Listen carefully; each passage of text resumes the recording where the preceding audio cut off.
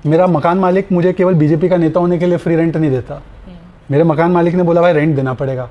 मेरे pass rent देने का पैसा नहीं। मैं इससे पहले मीडिया में था, एंकरिंग करता था, कंट्रीब्यूटर था, एडिटर, कंसल्टिंग, ये सब था। फिर वहाँ पे तो सैलरी थी।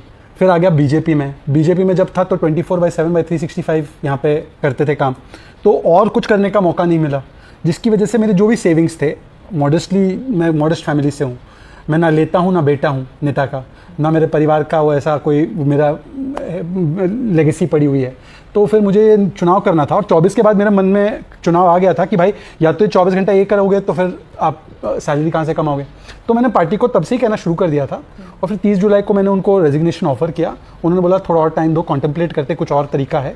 पर जब मुझे लगा कि ऐसा पॉसिबल नहीं होगा तो मैंने बोला कि चलिए मैं प्राइवेट सेक्टर में जाता हूँ, वहाँ पर अपनी नौकरी करता हूँ। व्हिडिओमध्ये दिसतायत ते आहेत भाजपचे माजी राष्ट्रीय प्रवक्ते शहजाद पूनावाला।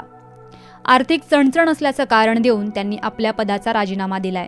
भाजपसारख्या श्रीमंत आणि सत्तेतील पक्षाच्या प्रवक्त्याने असा राजीनामा देणं हे चकित करणारं आहे। आपली आर्थिक परिस्थिती उघडपणे जाहीर करत शहजाद पूनावाला भाजपने दिलेल्या जबाबदारीतून बाहेर पडले। माध्यमांमध्ये असताना अँकरिंगमधून पगार मिळायचा, पण पक्षात आल्यानंतर रात्रंदिवस काम केल्यामुळे दुसरं काहीही करायला वेळ मिळाला नाही आणि सर्व सेव्हिंग संपली। म्हणून आर्थिक विवंचनांमुळे त्यांना हा कठीण निर्णय घ्यावा लागला आहे।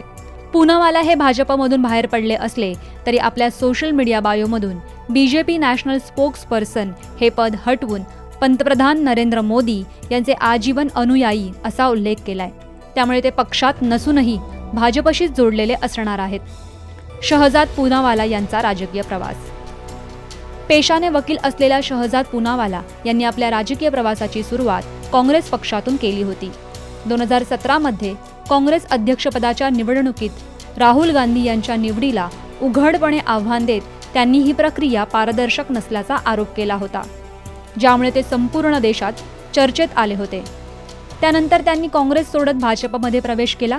त्यांच्या अभ्यासू आणि आक्रमक शैलीमुळे भाजपने त्यांना राष्ट्रीय प्रवक्त्याची महत्त्वाची जबाबदारी दिली होती, जी आता त्यांनी सोडली आहे। एकीकडे भाजपला देशातील सर्वात मजबूत आणि श्रीमंत पक्ष मानलं जातं, मात्र त्यांच्या पक्षाच्या एका राष्ट्रीय प्रवक्त्याला आर्थिक कारणांमुळे राजीनामा द्यावा लागत असेल तर चर्चा तर होणारच ना।